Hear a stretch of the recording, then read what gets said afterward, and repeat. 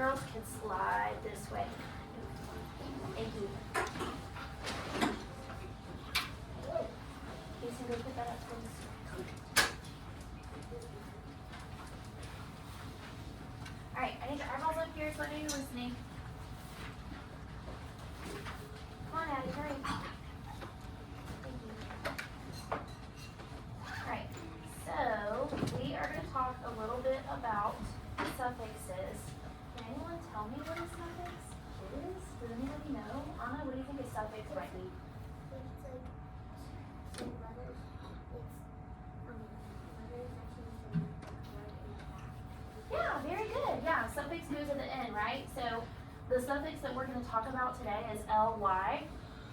Ly usually gets added to the end as an adjective. An adjective is a describing word, right?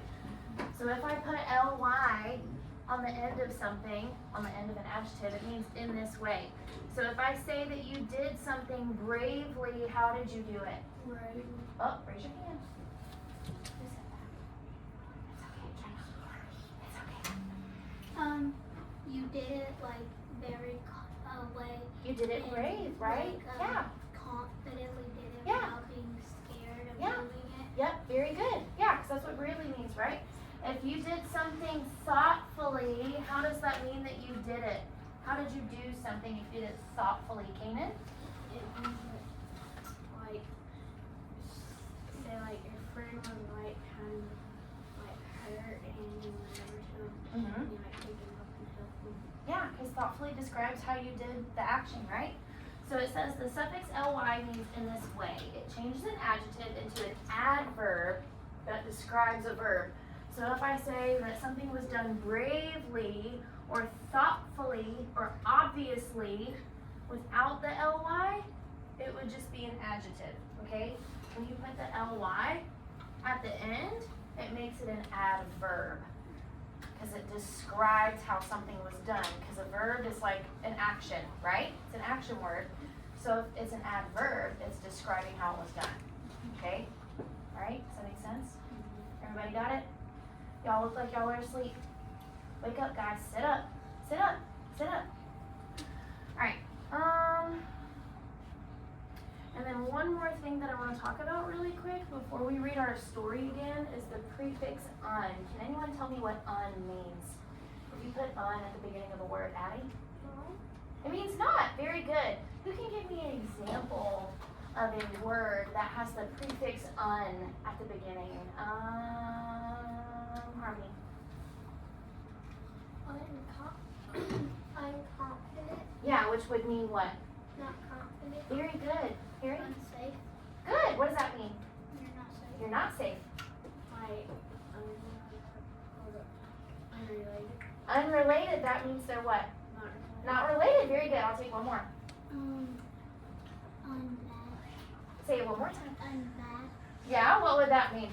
Not bad. Not bad. Very good. All right. You guys are getting really good at this.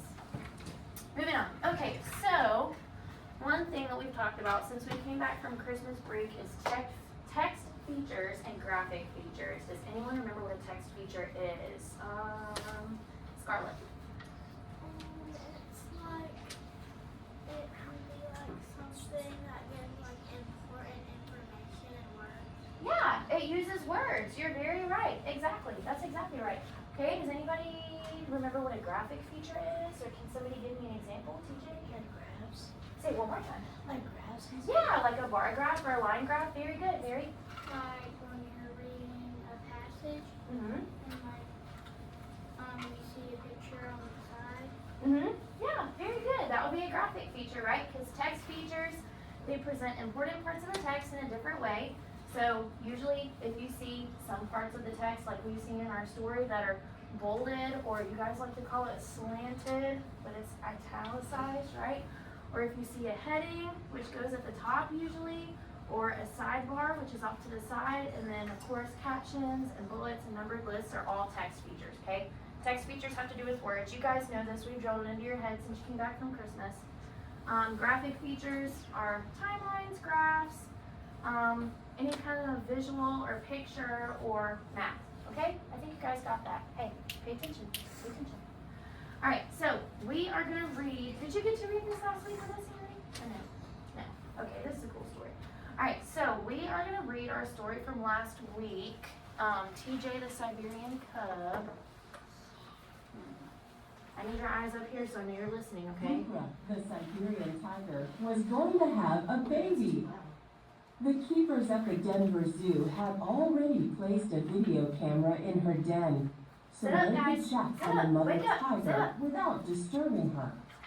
When the cub was born, they watched Bugra and her baby on a TV screen. Bugra was a good mother. She licked, nuzzled, and nursed her new baby.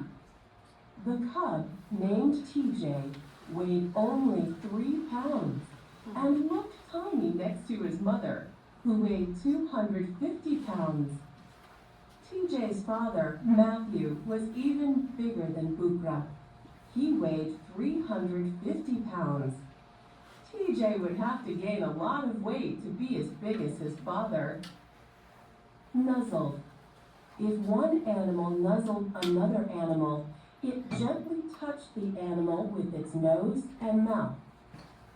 TJ plays with a ball. When TJ was 6 weeks old, the zoo veterinarian gave him shots and weighed him. The cub weighed 10 pounds. When TJ's father was 6 weeks old, he weighed 14 pounds, 4 pounds more than TJ. I'll tell you in a second. Even Hold on. so, Hold that the thought. little tiger was healthy and strong.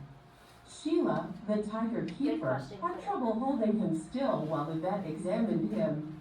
The feisty little cub never stopped wriggling until Sheila brought him back to his mother. He sits Every up. day when I'll Sheila make you came stand to up the if you can't zoo, stay awake. the first thing she did was check on the tigers. Bugra, protecting her cub, always snarled, spit, and bared her teeth at Sheila. TJ snarled just like his mother. One morning, Bugra didn't snarl at Sheila.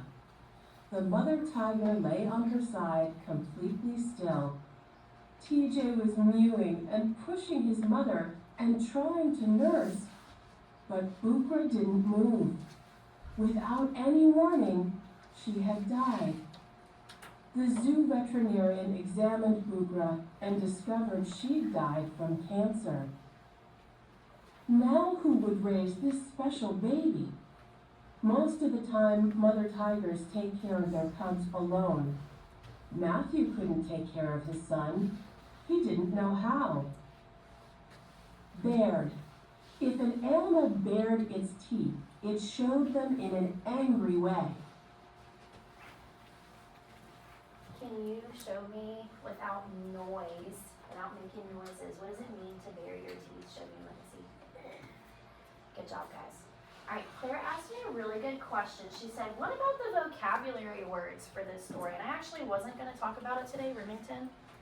Why don't you get up and move behind TJ? I think that might be a better idea. Trying to keep you out of trouble. Alright, Claire asked me about the vocabulary words in this story. And this actually brings me to a question I wanted to ask you guys. Claire, do you see where our vocabulary words are right here? Yes. You see them? Could you come up and show us one? Either one, it doesn't matter. There, very good. Okay, where it's highlighted, would that be an example of a text feature or a graphic feature? A text feature. Why? Because it's showing you. You got it right, don't overthink it, it's a text feature. Mm-hmm.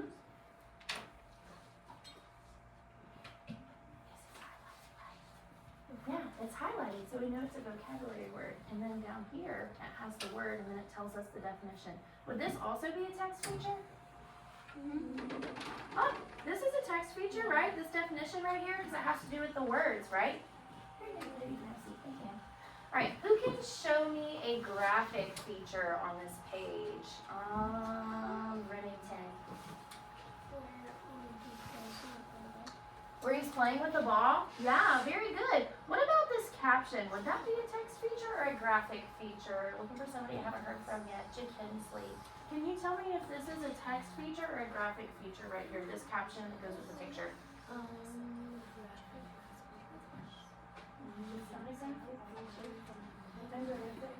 It's a text feature. Very good. Very, very good. Because it helps us understand more about the picture, right? Very, very good. Let's move on. I think you guys are getting the hang of this. Sheila took TJ to be raised by the staff at the animal hospital. The vet was worried when he examined the cub. TJ was not as big as he should have been. The cub was 10 weeks old and he weighed only 13 pounds. Cindy, a veterinary assistant at the hospital, put TJ in a cage. She gave him a bowl of ground meat mixed with milk. Ignoring the food, TJ walked to a corner of the cage, curled into a ball, and didn't move for hours. The next day, he was still curled up in the same spot. He hadn't touched his food. The hospital staff was worried. The 10-week-old cub hadn't gained much weight since his 6-week checkup. The vet checked to see how much TJ's father